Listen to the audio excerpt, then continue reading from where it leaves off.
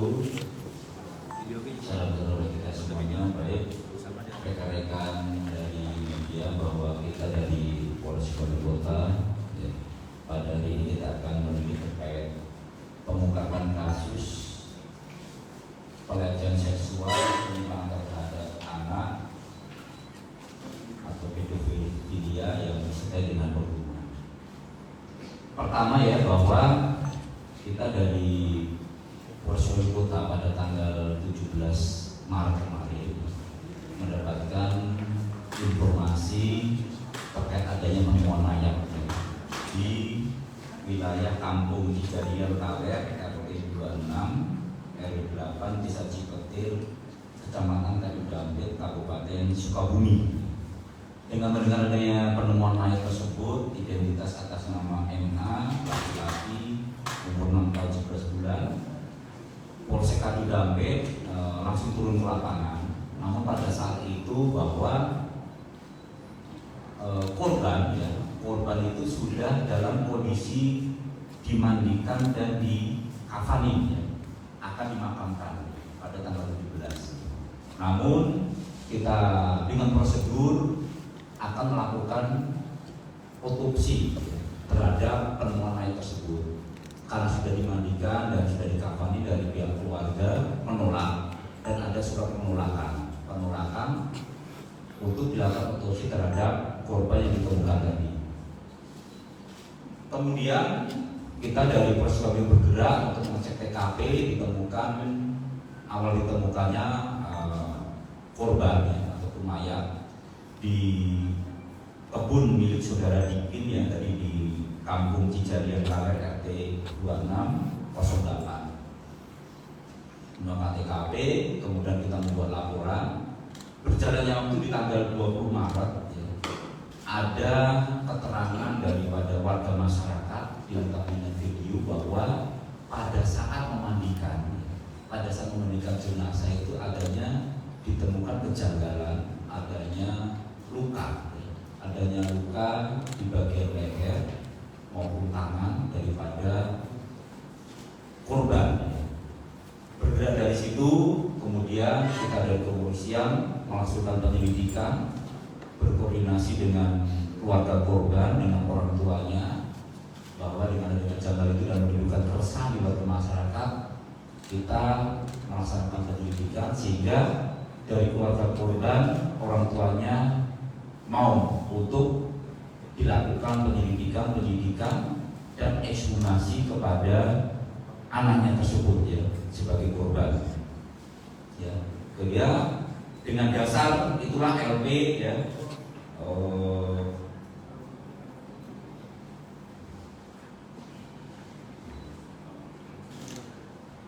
berdasarkan LP tanggal 20 Maret ya, tanggal 20 Maret nomor 114/3/2004. Kemudian polisi bergerak melaksanakan penyelidikan dan kita melaksanakan ekshumasi pada tanggal 25 Maret. Dari hasil ekshumasi bahwa memang ditemukan adanya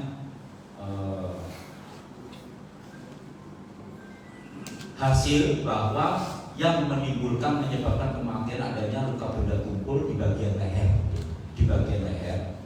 Kemudian juga ada luka ya, benda tumpul di bagian kemaluan, di bagian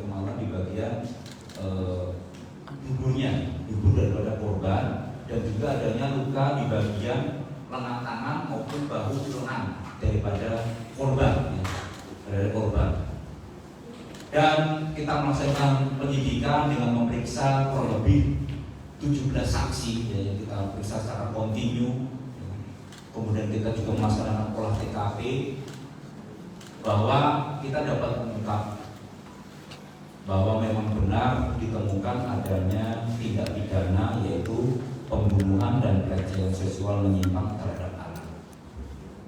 Bahwa tanggal 16 Maret kejadian itulah terjadi pada saat korban ya, MA itu menonton TV di kediaman H atau O bersama pelaku ya, bersama pelaku yaitu inisial S. Pelaku pada saat itu juga bersama adiknya inisial J. Pada hari Sabtu tanggal 16 Maret kurang lebih pukul 07.00. Pada saat menonton ya, itu pukul 08.30 korban pamitan pada rekan-rekannya untuk ya kan, untuk pergi ke kebun ya, ke kebun untuk mengambil buah pala ya, buah pala ke kebun. Pada saat pergi ke kebun mengambil buah pala, bahwa pelaku saudara S ini mengikuti ya, mengikuti daripada korban, mengikuti korban ke kebun pala tersebut ya. Pada saat sepi ya, korban pelaku langsung melorotkan ya celana daripada korban ya, dari belakang, dari korban dari belakang. Kemudian saya itu korban sempat merontak, melawan hingga lari, namun sama pelaku dikejar dari celana yang dilorotkan ini digunakan oleh pelaku untuk menjerat atau mencekik daripada leher korban dari belakang. Kemudian sudah dipastikan bahwa korban dalam kondisi lemas ya, korban dalam kondisi lemas. Kemudian pelaku melakukan aksinya, yaitu tadi melakukan pelecehan seksual menyimpang terhadap korban dengan memasukkan kemaluannya kepada dubur pada korban ya kan, kurang lebih 3 menit ya kan. Kemudian korban ditinggalkan ya, setelah melakukan aksinya korban ditinggalkan, pelaku pergi kepada bersama saudara H untuk mencari pohon ini kemangi ya, bersama dengan yang saudara H atau O. Dan sempat itu korban melakukan aktivitas seperti biasa, ikut mengikat daripada kemangi tersebut. Setelah itu pukul 11.00 ya, dari rumah H atau O tadi, pelaku itu pergi kembali ke kebun untuk mengecek korban, memastikan ya korban sudah mati atau belum.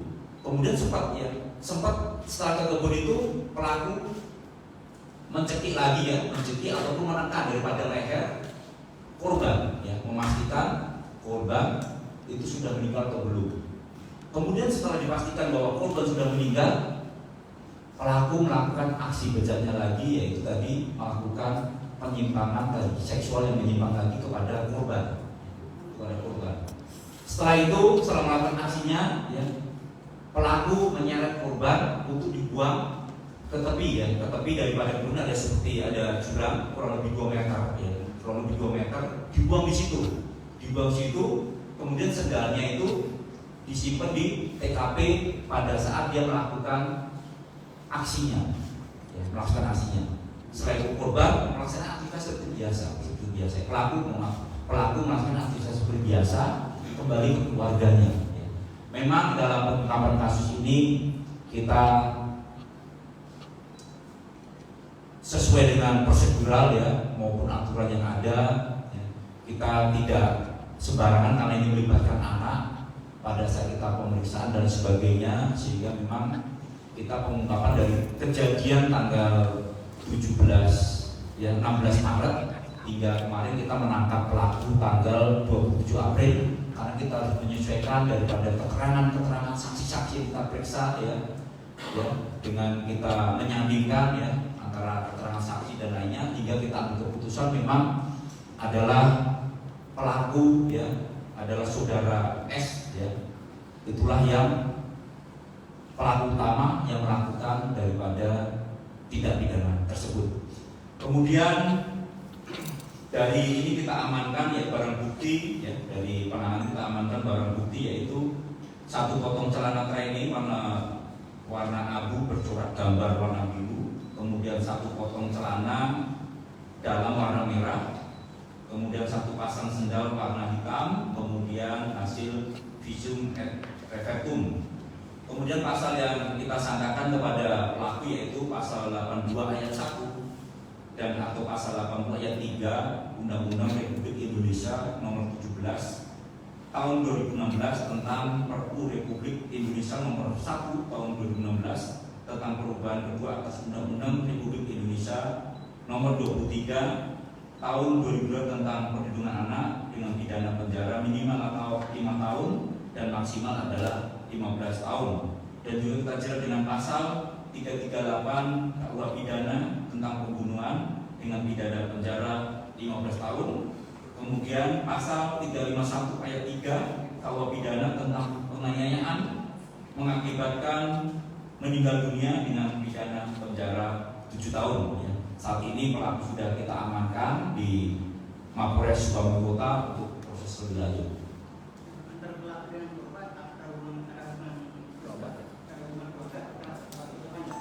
Dia tetangga ya, tidak ada hubungan bersaudara, dia tetangga. Makanya pada saat itu ya tanggal 16 itu kan korban dengan pelaku ya, dengan AB pelaku dan juga dengan temannya yang tadi saudara H ya, itu sama-sama menonton TV ya, di rumahnya saudara H. Dia sampai menonton TV di rumahnya saudara. Untuk status pelaku sekarang apa Pak? Kalau status masih pelajar ya, pelajar di salah satu sekolah di wilayah Cisaat. Status hukumnya Pak? ABHK? Ya, dia ambil ya, anak berhadapan dengan hukum. Jadi 2 kali melakukan. Iya, dari keterangan saksi sudah meninggal. Ya, pada saat dia lemas ya, pada saat lemas setelah dicekik, kemudian saat meninggal ya. Pada jam 9 dan jam 11 tadi pelaku melakukan aksinya kepada korban. Pak, dari pelaku ini sudah ada pemeriksaan kejiwaan atau misalkan memang dia mempunyai latar belakang tertentu Pak? Ya, kita sudah mendalami juga. Kita sudah juga melaksanakan pemeriksaan ya, kedokteran ya, terhadap pelaku, apakah ya kan pelaku itu juga ada tanda-tanda dulu pernah menjadi korban seksual dengan mengecek kesehatan daripada di wilayah Jubur dan sebagainya. Tidak ditemukan adanya tanda-tanda bahwa dia adalah menjadi korban. Memang saat ini pelaku pernah menyampaikan bahwa dia pernah menjadi korban, ya, pernah menjadi korban. Saat ini kita dalami juga. Namun kita terhadap anak kita pemeriksaan tetap sesuai prosedural, kita didampingi oleh orang tua, kita juga koordinasi dengan Bapas, ya. Itu. Apakah dilakukan penahanan? Ya. Apakah dilakukan penahanan? Iya, kita lakukan penahanan. Dalam melakukan aksinya, si pelaku menggunakan alat. Enggak ya, dia tadi itu mengikuti korban, ya mengikuti korban. Tapi dia itu dari celananya lah, dia membunuhnya itu, ya mengakibatkan korban meninggal dunia itu celana yang diperolotkan itu diikatkan di lehernya, Kemudian sempat ya itu ada bekas juga di tangannya, ada bekas memar, bahu tangannya juga ada bekas memar. Itu mungkin karena kerasnya dia memegang ataupun melakukan kepada korbannya pada saat mungkin mencekik, ya itulah timbul bekas itu. Saat ini kita dalami, ya sudah kita dalami, kita akan continue juga mendalami terhadap pelaku. Dari keterangan pelaku itu tidak ada ya, hanya ini. Tapi kita akan mendalami terus ya. Kita akan mendalami, kita akan bekerja sama dengan ahli psikologi juga dalam pemeriksaan terhadap pelaku ini ya. Karena dia masih anak-anak juga, masih anak-anak, umur masih 14 tahun 5 bulan ya. 14 tahun 5 bulan. Kita psikologi untuk mendalami daripada keterangan daripada pelaku. Pak, ini kan tuntutan untuk pelaku itu ditangkap di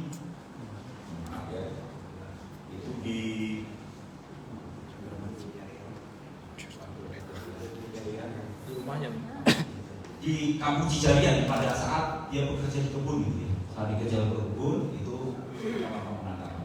Pak, tuntutannya kan berlapis Pak. Ini akumulatif apa gimana sih Pak sifatnya? Ya, kita berlapis ya karena memang kita juga menerapkan selain kita KUHP, kita menerapkan undang-undang perlindungan anak. Karena tadi apa? Anak-anak dia masih umur 14 tahun 5 bulan, sehingga kita tetap menggunakan aturan ya undang-undang perlindungan anak. Dan sebelumnya kan keluarga korban ini sempat menolak untuk dilakukan otopsi dan terkesan untuk menutup-nutupi gitu dan. Nah, dalam kasus ini apakah kemungkinannya ikut terseret? Memang gini ya, Karena gini, kami jelaskan. Pertama itu kan itu orang tuanya memang orang tuanya kan tidak di sini ya. Ibunya kerja di wilayah Jakarta, kemudian orang tuanya kan sudah divorce ya, sudah bercerai, bahwa suaminya itu mantan suaminya di Garut. Pada saat datang memang kondisi waktu itu adalah korban sudah saat dimandikan dan dikafanin ya. Seperti apa dalam kondisi duka, kadang orang tidak bisa berpikir jernih pada saat itu. Apabila mungkin anaknya dilakukan otopsi dan sebagainya, sehingga pada saat itu menolak, ya, menolak. Namun dalam grup tanggal 20 Maret itu ada informasi bahwa ada kejanggalan, sehingga kita memberikan penjelasan kepada kedua orang tuanya. Akhirnya kita dapat melaksanakan kegiatan penyidikan terhadap kejanggalan tersebut. Ya. Dari informasi kita dapat dari warga masyarakat. Ya. Dia tinggal sama neneknya sama pamannya di situ ya. Dan berarti si pelaku ini memang sudah dari awal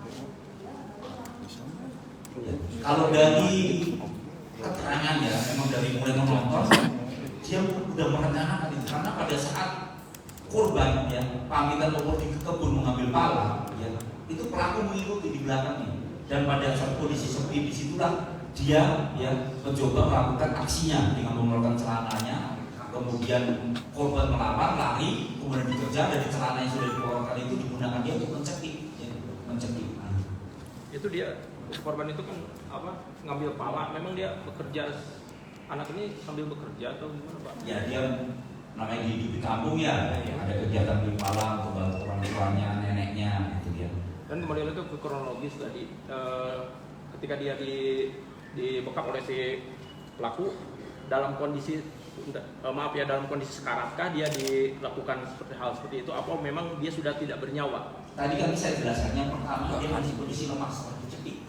Setelah dicekik dia melakukan aksinya.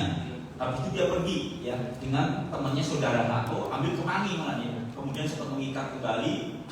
Jam 11 dia kembali lagi ke TKP untuk memastikan korban sudah mati atau belum dengan dia menindihkan tangannya ataupun mencekik ke bagian leher lagi. Setelah memastikan bahwa korban sudah meninggal, tak berdaya dia melakukan aksinya lagi dan sempat menyeret dibuang tadi ke bagian tebing ya, seperti tebing, seperti jurang di daerah kebun itu kurang lebih dalamnya 2 meter ya, 2 meter ditaruh di situ.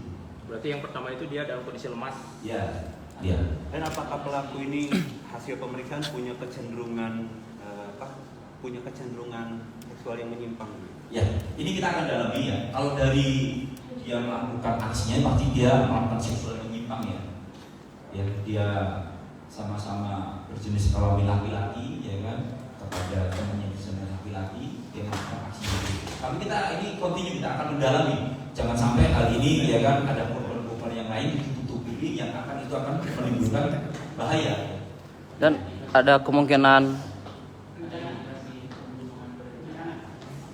masih kita dalami ya, saat ini masih kita terapkan tadi pasal 338 ya, kemudian pasal 351 ayat 3 dalam nanti berjalannya kita pemeriksaan penyidikan nanti ke depan ya kan.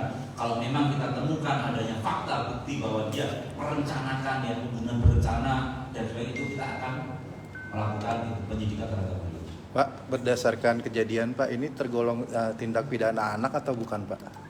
Iya, kita masukkan tadi, makanya kita kan pakai undang-undang perlindungan anak ya. Enggak, kalau dia adalah ABH, anak berkonflik dengan bukan tersangkanya Pak, tapi kejadiannya Pak, tindak pidananya Pak. iya, Termasuk anak. Dia umurnya masih anak-anak ya. Kalau kita masih di 18 tahun ke bawah, pasti kita akan ya menggunakan undang-undang perlindungan anak. dan ada waktu terlibatkan orang dewasa mungkin setelah melakukan itu si anaknya sempat cerita ke orang tuanya atau selama ini dia Gak ada, ya, gak ada. Saat ini belum kita temukan fakta itu belum. Ya.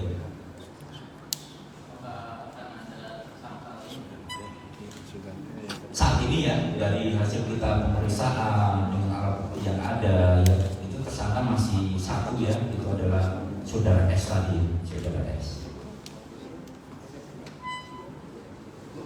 Cukup? Baik, terima kasih. Assalamualaikum warahmatullahi wabarakatuh. Letters. Dan barbuk dan Selamat pagi. Anak-anak ya kita iya. Kembali lagi bersama saya Asep Auludin, reporter SukabumiUpdate.com. Updates pada hari Kamis tanggal 2 Mei 2024. Saat ini saya sedang berada di Mapolres Sukabumi Kota dalam perkara ungkap kasus dugaan pembunuhan dan perilaku pelecehan seksual terhadap anak atau pedofilia yang mengakibatkan seorang anak berusia 7 tahun asal Kadudampit, Kabupaten Sukabumi beberapa waktu lalu ditemukan meninggal dunia di terasering kebun milik warga tak jauh dari rumah atau kediaman korban. Update. Inilah situasi dan kondisi terkini setelah konferensi pers atau ungkap kasus perkara dugaan pembunuhan ya Peters, dan berdasarkan informasi bahwa pelaku yakni masih di bawah umur.